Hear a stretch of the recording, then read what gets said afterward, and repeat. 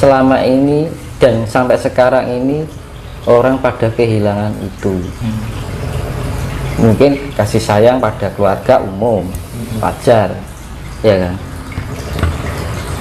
Itu pun aja banyak yang kehilangan kasih sayang dengan keluarga, iya kan? Bapak lali anak, anak lali bapak, gampang aneh kan? Iya mas.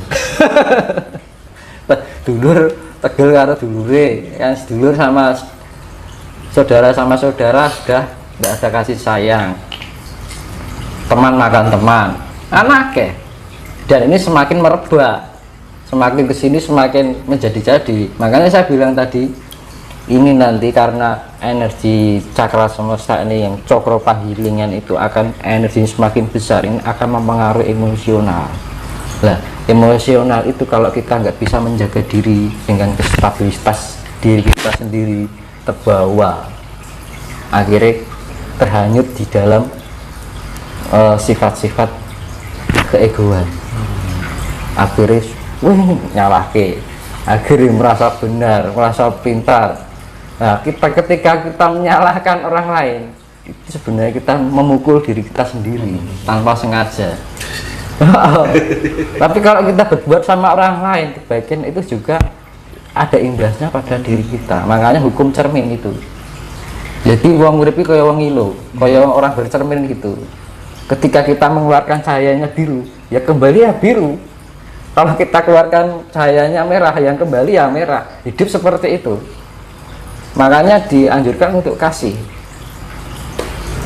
Makanya misalkan kasih kita nggak diterima, nggak masalah, itu tetap kasih kembali pada diri kita. Misalkan orang balasnya wis ben urusane Gusti Allah kan ngono to. Perkara elek ning awake dhewe, kita nggak perlu wah kayak ini ben urusane Gusti Allah. Itu malah berbahaya loh. Jadi ketika orang ini misal jenengan disakiti orang, terus jenengan menerima, lah yang menyakiti itu bebannya semakin berat. Tapi ketika jenengan disakiti orang, jenengan membalas, yo impas, jenengan gak dapat apa-apa, ini ya rugi. Gitu ya, Pak. Gitu. Tapi kalau Kadang nggak bisa ngobat, Pak. lah itu loh, namanya ego itu tadi, yang harus kita waspadai. Makanya untuk cara satu-satunya iki tak simpen, tak save ning otakku, ning rasaku. Aku aja lali karo sifat welas asih. Aja lali karo sifat welas asih. Itu terus. Setiap mau ngomong, kelingan welas asih. Ketika berprasangka buruk, kelingan sifat asih. Iya kan? Nah, itulah namanya kesadaran itu karena itu. Yang menyadarkan diri kita, yang meningkatkan tingkat kesadaran kita adalah apa? Ya welas asih itu sendiri. Kuncinya semuanya itu kasih sayang, nggak usah kemana-mana. Ya kan?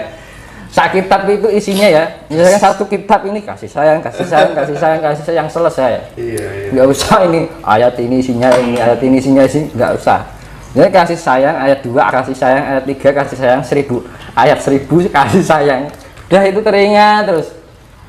Itu timbul tingkat kesadaran dalam diri kita. Nggak mungkin orang mbok wis ngerek lah, Tuhan itu maha tahu ya, gilalah itu bejo terus ini mau selamat rongkaran bejo, nek bejo mesti selamat gitu prinsipnya. Bahwa bejo ya kan, keberuntungan, apes, kesialan itu yang ciptakan manusianya sendiri, Pak. Jadi terbawa dari pikiran dan kebiasaan yang berulang-ulang sendiri sebenarnya. Oke, poinnya dikasih sayang.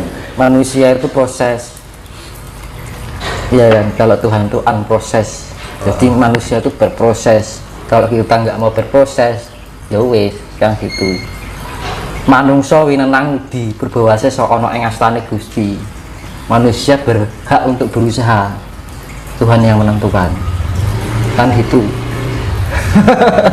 Kalau kita nggak mau, tapi kita mau keinginan baik, terus manusianya nggak mau berproses, terus piye ya aku harus kayak kue. Kue berproses semua kan gitu, nek mau Gusti Allah ngomongnya dewi ya gitu. Semua itu alam semesta itu sudah diprogram, hukum feedback itu hukum imbal balik bolak balik itu sudah terprogram.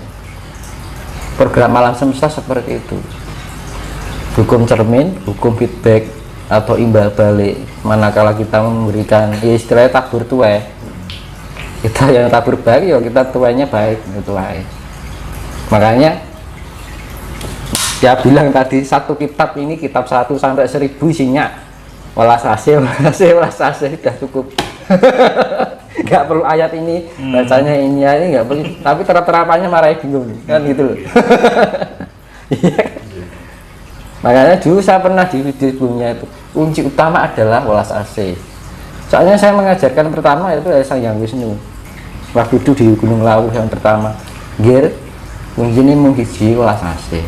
Saya pikirkan kok ngono, kita bisa bersikap rendah hati karena kita punya jiwa asih. Kita nggak punya dendam karena kita punya jiwa asih. Kita tidak bisa membenci karena kita jiwa asih. Kita bisa menghormati, menghargai orang lain karena punya rasa asih. Nah, mana kita bersikap arogan, asihnya di mana? Mana kita menjelek-jelekan orang, menyalahkan orang, merendahkan orang, kasihnya di mana? Iya kan, kuncinya mau hiji dong mas. Jadi, wah itu setan loh, setannya yang awake dhewe kan gitu loh. Wah, orang itu kemasukan iblis. Dhewe ngarani wong wis kemasukan iblis san, wis ngawani elek ning wong. Iblis ngarani iblis, kan gitu. Nah, pemahaman kadang salah kaprah. Di sana ada banyak iblis yang masuk roh jahat nih. Padahal iblis yo ning jero anake dhewe. Kan gitu. Nah, Dajjal itu apa? Itu adalah sifat iblis yang mendunia. Makanya di dalam kitab-kitab apa itu Dajjal akan menguasai dunia. Ya wes iki. Ini sudah sekarang ini. Dajjal diartikan Dajjal itu sifat iblis yang mendunia. Sifat iblis yang mendunia. Makanya ya yang membunuh iblis Nabi Isa masih dengan apa? Dengan kasih sayang. Iya teman.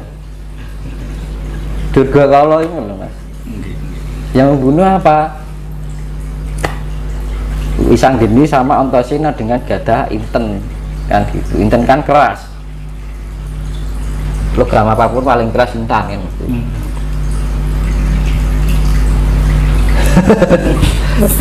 Nah makanya pada itulah yang namanya Dajjal.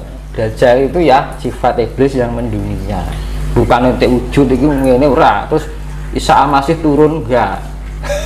Tapi asih itu ya. Nah asih itu yang makanya musuh ini ya kasih tadi, sifat kasih yang mendunia. Lucu. Gitu loh. Kalau tidak wah kewongke klebone iblis ngarani, kita ngarani elek berarti tumindak elek nih wong wis ngarani wong. Jadi kita yang keluar sifat iblis juga metu. Iblis ngarani iblis kan ngono lho.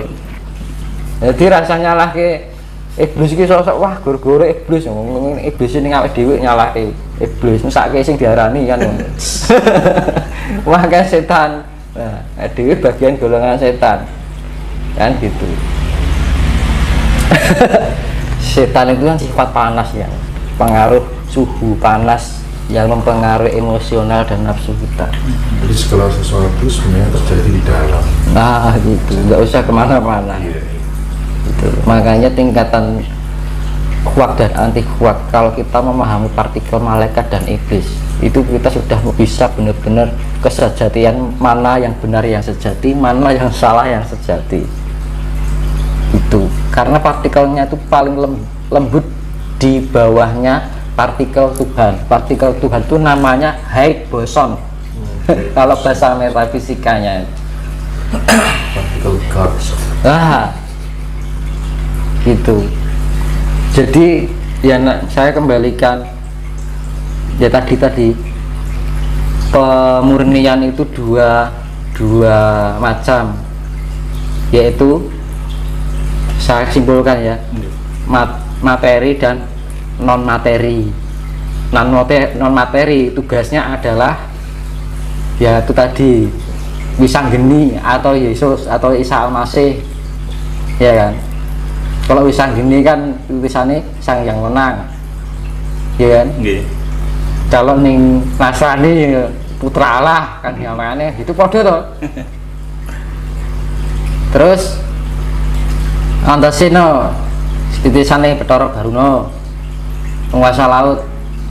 Nah satunya itu dengan kalau Isa melawannya itu memurniannya dengan sifat kasih sayang, kedamaian yang mendunia, mercusuar dunia mahan apa zaman kesucian. Jadi kesucian itu mendunia. Terus yang itu yang sifatnya non materi, ya kan. Terus yang materi itu tugasnya Nabi Khidir nek secara agama, nek secara wayang Bathara apa Antasena titisane sang yang Baruna penguasa laut, air laut. Nah, itu dihempaskan karena air asin itu sifatnya penetralisir. Proton 50 proton 50 neutron digabungkan plus minus, muatan plus minus itu jadi satu menjadi netral. Jadi kalau ini misalnya 100% ya, ini 70, ini 30 gak seimbang. Jadi harus seimbang. Makanya ya kalau ingin dinetralkan, punya nafsu kelebihan juga nggak baik. Kekurangan nafsu juga harus belen ya Mas. harus bilin. Ketemuannya adalah kasih. Kan ngono. Ego kelebihan juga larinya ke egoisan. Kalau kekurangan ego adanya cuma diinjak-injak. Makanya harus di 50% kan gitu. Harus diseimbangkan. Akhirnya ketemu kebijaksanaan. Nah, antara kasih sayang dan kebijaksanaan bersatu menjadi suatu kedamaian yang sifatnya nol, netral, neutron gitu.